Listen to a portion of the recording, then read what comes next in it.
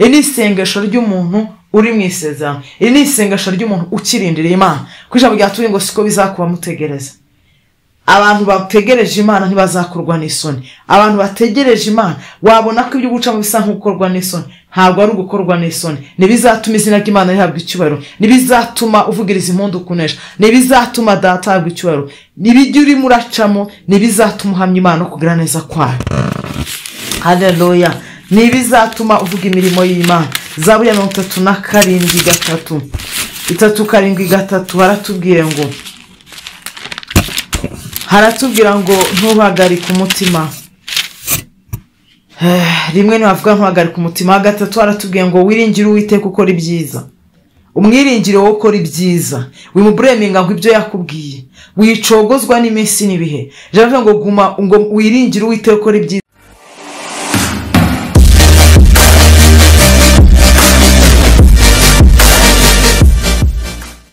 Shalom shalom. Yesu abaho umugisha. Mudukurikirana hawisanze ni kuri True Salvation Harvest Ministries. Mana igumugisha hamwe na Fifi tugiye kureba ijambo ry'Imana. Ijambo ry'Imana tuyoganira naryo riravuga ngo hari uburinzi mu isezerano.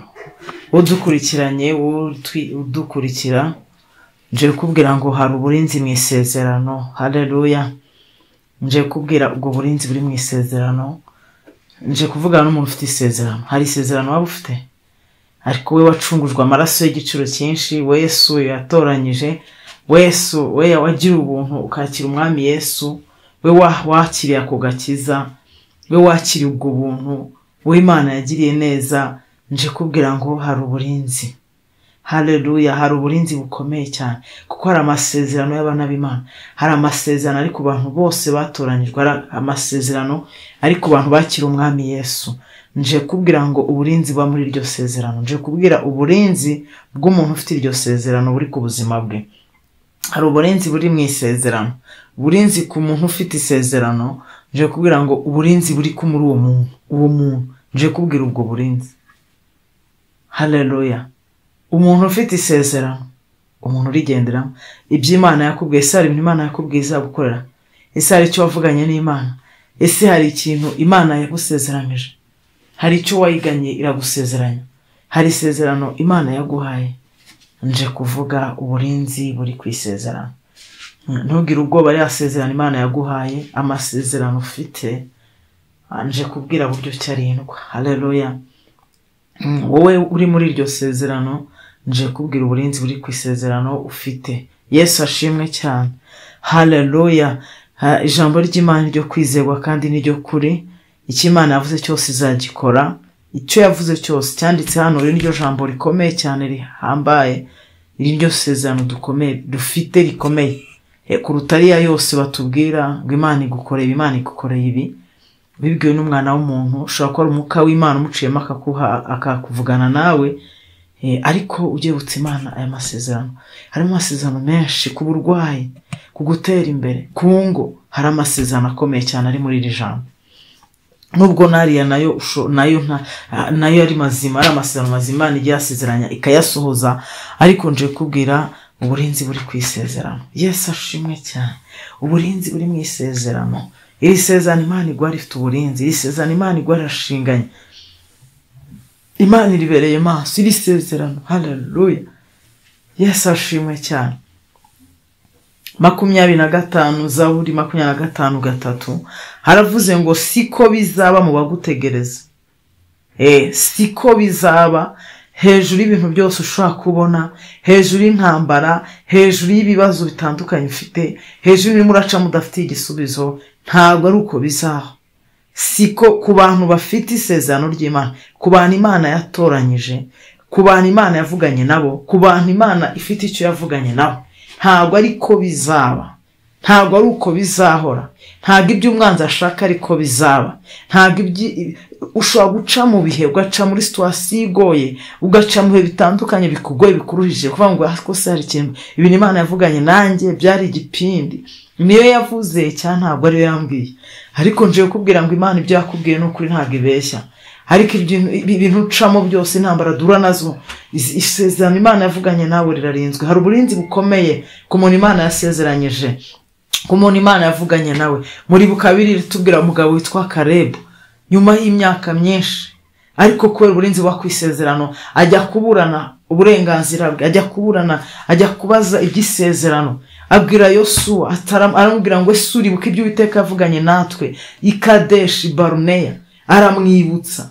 Yabwiraga umuntu, Yosuwa arabyibuka ko Imana yavuganye nawe, yaramwibukije. Kuko isezerano ririndwa nubwo ryamara imyaka runaka, nubwo ryaca mu bibazo bikomeye, nubwo ryaca mu ntambara zikomeye. Umuntu ufite isezerano ry'Imana warinze agaragara mu mwanya umwe, agakiranuka, uyu muntu agakuma mu mwanya wo kubaha Imana, akagwa mu mwanya umwe wo gushaka Imana. Iri sezerano rifite uburinzi n'ubudahangara.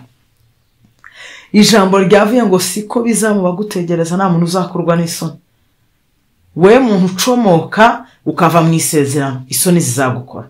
Ariko isezerano ubwaryo rirarinzwe, wowe uri imbere y'Imana, wowe urinda icyo Imana yagushyizemo, wowe urinda icyo Imana yavuganye nawe, wowe uri mu mwanya umwe aho Imana yakusezeranye, aho yagusezeranyije, aho niho muzahurira utabarwa.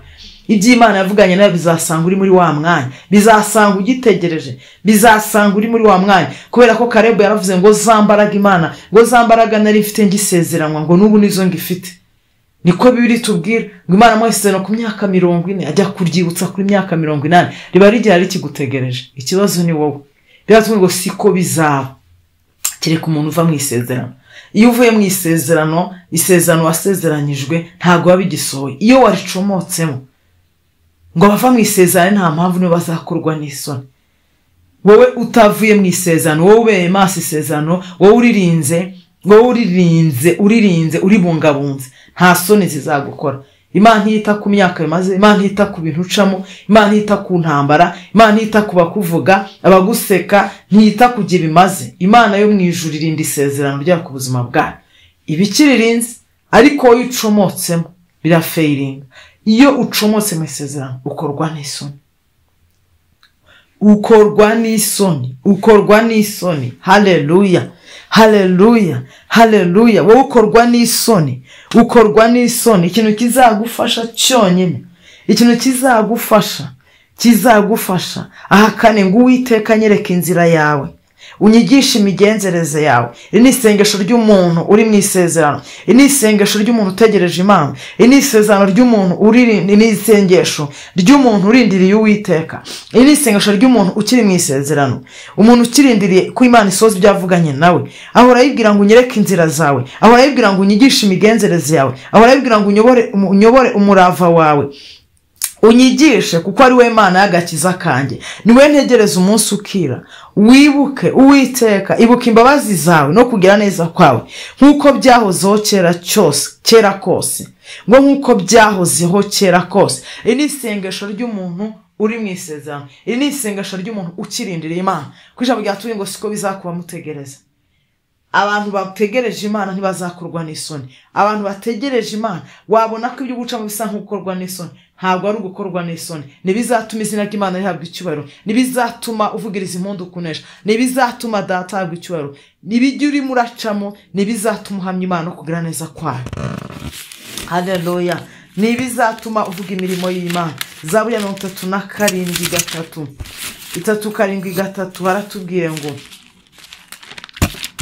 haratubwira ngo ntubagarike umutima. Rimwe ntibavuga ntubagarike umutima. 3 haratubwira ngo wiringire Uwiteka ukora ibyiza. Umwiringire wowe ukora ibyiza, wimubureminga ngo ibyo yakubwiye, wicogozwa n'iminsi n'ibihe. Javuga ngo wiringire Uwiteka ukora ibyiza, guma mu gihugu ukurikiza umurava we kukuvaho, ngo kandi wishimire Uwiteka nawe azaguha ibyo umutima wawe usaba. Ngo wiringire Uwiteka ukora ibyiza. Haleluya. Ngo mwiringire, komeza ukora ibyiza udacogoye, ntucike intege, nturambirwe, ntunanizwe. Haleluya. Twabonye isengesho ry'umuntu uri mu isezerano, uhora usaba Imana ati Uwiteka unyereke inzira zawe, imigenzereze yawe. Narisomye irasengesho mwaryumvishe.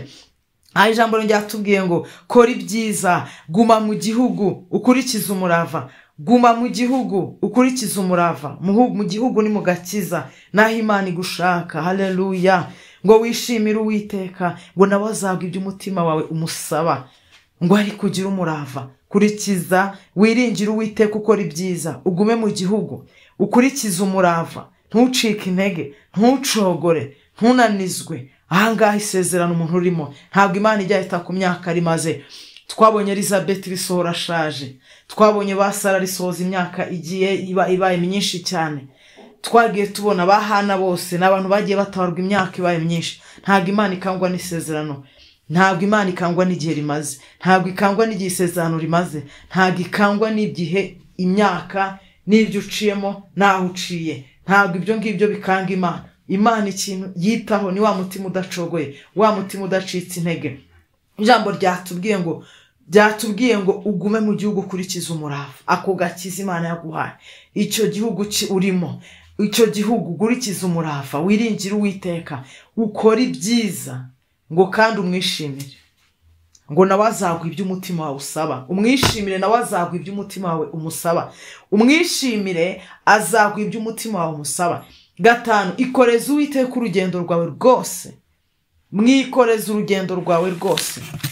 Iri jambo n'ukuri, niyo mpamvu nahana yaka 25:4 ryasengesho ngo Uwiteka unyigishe imigenzereze yawe, unyobore kubw'umurava wawe, unyigishe ko ari Imana y'agakiza kanjye. Iri sengesho twarivuze. Ikoreze Uwiteka urugendo rwawe rwose, kuko hari uburinzi ku isezerano. Ntugire ubwoba, ntugirirwe ubwoba ikimana, ntugire ubwoba kubw'Imana yavuze. Ntugire ubwoba ngo ese bizacaye, ese Imana ko mbona ibintu byazambye, Imana izacaye gutabara. Kuba byarasenyutse, ko ibyo wubatse byarasenyutse, ko ibyo waruhigiye kini byarasenyutse, Imana ntacyo biyitwaye, kuko ariyo byose muri byose, kuko ariyo nyine ifite ijambo rya nyuma kuri buri situation. Ni ifite imfunguzo mu kiganza cy'Uwiteka, harimo imfunguzo z'ibibazo byose.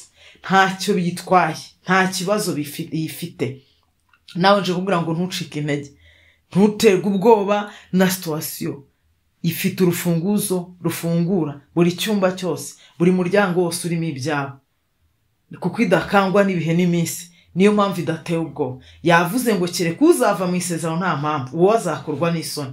Ariko uzaguma muri iri sezerano, uzaguma agitegereje Imana, uzaguma afite umutima uciye bugufi, uhora ubwira Imana ngo umbabarire Mwami, umbabarire natanye, umbabarire intege nke zanjye, umbabarire, uhora uyiri imbere, uhora uyinginga, uhora ufite umutima uciye bugufi, uhora uharanira kuyubaha, uhora usenga, uhora uyinginga. Wowe uri mu isezerano aho Imana mwasezeranye niho muzahurira.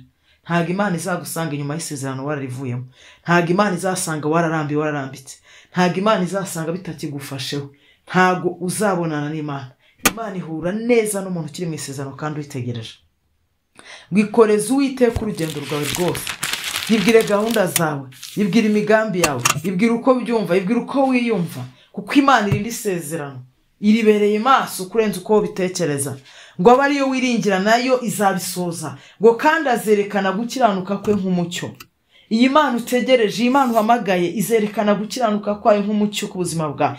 Ni ukuri k'urubanza, ni ukuri k'urubanza rwawe n'amanywa y'ihangu. Ngo aba ariyo wiringira nawe azabisohoza, ngo kandi azerekana gukiranuka kwe, ngo kandi azerekana gukiranuka kwawe nk'umucyo. Wewe wamutegereje, wewe wirinze, wewe wabaye maso, wewe musenze ubudasiba, ngo azerekana gukiranuka kwawe nk'umucyo. Ngo n'ukuri k'urubanza rwawe nk'amanywa y'ihangu. Haleluya. Ngo turize Uwiteka umutegereze wihanganye. Ngo mutegereze wihanganye, kubera ko hari uburinzi mu isezerano. Mutegereze wihanganye, hari ukurindwa gukomeye kw'ibyo yakubwiye. Hari icyo Imana yakubwira kirinze. Imana ntikangwa n'ibihe, Imana ntikangwa n'intambara dufite, Imana ntikangwa n'ibiduca intege, Imana ntikanzwe n'ibyo. Umugambi Imana urakomeje ku buzima bwawe. We wabereye maso icyo Imana avuganye nawe, we wakibereye maso, urashinganye, ubuzima bwawe burashinganye. Ntikanzwe n'ibihe n'iminsi, ntikanzwe na situation, ntikanzwe n'abakwanga, ntikanzwe n'abagutererana. Iravuga ngo guma mu gihugu ukurikiza umurava, ngo yikoreze urugendo rwawe rwose, ngo aba ariyo wiringira, ngo nayo izabisohoza. Wizerekana gukiranuka kwawe nk'umucyo, ngo kandi n'ukuri k'urubanza rwawe nk'amanywa y'ihangu. Iyi Mana nta muntu igikoze isoni, umuntu wayikomejeho, umuntu wayikunze. Ijambo ngo ngiye nkunda bankunda ngo bashakana umwete barambona. Shakana Imana umwete uzayibona. Kunda Imana umutima wawe wose, yishakana umwete. Haleluya. Bamwisezerano, guma mwisezerano, ntucomokemo, ibihe ntibigucomoremo, situation ntigucomoremo. Abantu bajya bananizwa bagacomoka amasezerano. Uzahura n'imbabazi z'Imana gute? Ko yavuze ngo uzarivamo azakorwa n'isoni. Uzava mu isezerano wese azakorwa n'isoni. Umuntu uzakorwa n'isoni n'umuntu warivuyemo. Uyu muntu isoni zizamukora. Niko ijambo ritubwiye. Turiza Uwiteka ngo umutegereze wihanganye. 37:7 ngo turiza Uwiteka umutegereze wihanganye. Ngo ntuhagarike umutima nubona ibyiza mu rugendo rw'umuntu usoza inama mbi.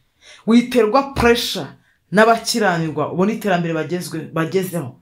Wihangayikishwa n'ineza no kubona basa nk'aribo bahiriwe, kuko utazi ko ibyo bafite aho biva, kuko utazi inzira zabo. Ntukabatinde. Ijambo ravuga ngo ntuhagarike umutima n'abakora nabo ngabo basoza inama mbi kandi ukabona ibyiza mu rugendo rwabo. Ijambo ratuye ngo ntuhagarike umutima, ngo ntuhagarike umutima ku bwabo. Wowe rindi isezerano ko Imana izakubaza icyo yaguhaye, Imana izakubaza icyo yagushizemo, Imana izarinda icyo yaguhaye, icyo yagusezeranyije n'ikizarinda, icyo yavuganye nawe n'ikizasapotinga. Imana yo mu ijuru irinda isezerano ryo ku buzima bw'umuntu, ngo iririnda imyaka ibihe. Muri zaravuga ngo isezerano nasenga ngo nzaririnda imyaka ibihe. Haleluya. 34 ngo ujye utegereza Uwiteka ukomeza inzira ye, ngo nawe azagushyira hejuru kuragwa igihugu, ngo nyabyo bazarimbuka ubareba. Ngo ujye utegereza Uwiteka ukomeze mu nzira ye, nawe azagushyira hejuru kuragwa igihugu. Nje kubwira ngo hari uburinzi mu isezerano. Nicyo nje kubwira ngo hari uburinzi. Isezerano rarindwa. Imana yo iribereye maso, kireka ushobora kwinanira.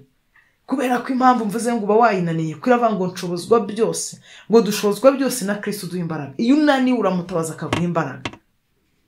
Niwe ugusapotinga, niwe ugushoboza gukora ibyo wowe utashobora, niwe ugushoboza guca ahantu utaca. Kuko bavuga ko abana natwe mu bibazo byose. Ngo nimuca mu mazi nzabana nawe, nimuca mu muriro nzaba ndi kumwe nawe. Ntago uri muragenda wenyine mu rugamba, hari uwo murufatanyije kandi uzaguha kuririmba intsinzi. Yavuze ngo azerekana gukiranuka kwawe amanywa y'ihanga. Haleluya. Imbabazi zituma tudashiraho nizo zituburanira. Izi mbabazi ziraturengera, izi mbabazi tugendaho. Ibiduhiga ni byinshi bifite ubukana, bifite ubukana bwinshi cyane. Ibiduhiga ni byinshi ariko imbabazi nizo zituma tudashiraho. Haleluya. Haleluya. Haleluya. Haleluya. Imbabazi nizo zituma tudashiraho. Data wa twese wakomereza amaboko. Imana ibaha imbaraga zayo, Imana ibashoboze. Ntucogore, ntucike intege. Komeza mu masezerano, komeza. Imana hari icyo yavuganye nawe kandi izagikora. Imana izagikora. Tubonye abantu Imana yagisezeranye bikomeye ikabikora.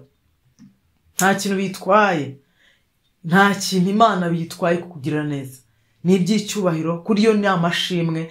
Iravuga ngo nturagati y'amashimwe y'ubwoko bwanjye. Nta nubwo kuba yabiguha nk'uko ubishaka, nta kintu bitwaye, ariko ntago yabikora kuko irindi isezerano rigasoza igihe yagene. Imana ifite icyo yagusezeranyije, ifite igihe bizasorera. Ibishaka ko uguma uritegereje, ibishaka ko uguma uyitegereje, ibishaka ko uguma muri iryo sezerano, mureke kwihangana gusoza umurimo wawe. Gwiza kwihangana kugira ngo umwuzuro w'isezerano usohore, kubera ko isezerano bwaryo rirarinzwe. Isezerano ryo rirarinzwe. Uburinzi, hari uburinzi buri ku isezerano, hari uburinzi buri kuri isezerano bwo bwihagije, kubera ko wabaye maso, kubera ko utarangaye. Bibiri twereka ko uriya mugabo Kalebu ntiyarangaye, ba Elizabeth ntibarangaye. Hari ijambo ritubwira ngo Elizabeth we n'umugabo we, ngo ubufindo bwafashe uriya mugabo, ngo yarakomeje akora umurimo w'ubutambyi. Igihe cyo gutarwa kigeze gisanga ngo akiri umutambyi, ngo bari abantu bari intungane imbere y'Imana. Isezerano ryasanze Imana yaje gusoza icyo yavuganye nawe, isanga agikora umurimo w'ubutambyi. Yarihanganye imyaka myinshi. Wora biva muri kwibreminga, wayitegereje igihe kingana iki? nubwo wakumva ko imyaka abaye myinshi, ariko Imana iguha imbaraga zo kwitegereza, Imana igukomereza amaboko, iguhe kugwiza imbaraga zitegereza Imana, kubera yuko isezerano ry'Imana ku buzima bwawe ntago riba expire, ntago isezerano ry'Imana riba expired, ntago riba expired. Imana iraririnda ukazabona bisuhoye, wumva ari bw'iki bikubwira, bigifite fresh air. Ibihe kuvuga ngo imyaka yarakujyanye ngo nzashaka ryari, izamuzanira mu gihe ubone ko ari cyo gihe.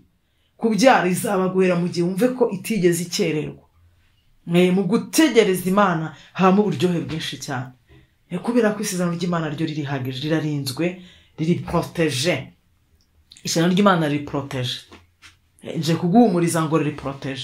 Ahubwo ikibazo ni wowe Imana iguha umutima ukomeye, Imana igukomereza amaboko, igushingisha ibirenge bikomere, igukomeze kugira ngo ryasezerano usanga ugikomeye. Imana ize gusoza byavuganye nawe, ugihamya Imana ugikomeye, nkuko Kalebu yavuze ngo ya myaka niyo nari mfite ikirima n'ubu niyo ngifite. Nawe ukomeze ugira ishyaka. Ijambo ryatubwiye ngo guma mu gihugu ukurikiza umurava, guma mu gihugu ukurikiza umurava, wikoreze Uwiteka urugendo rwawe rwose, azarusoza ruba amahoro.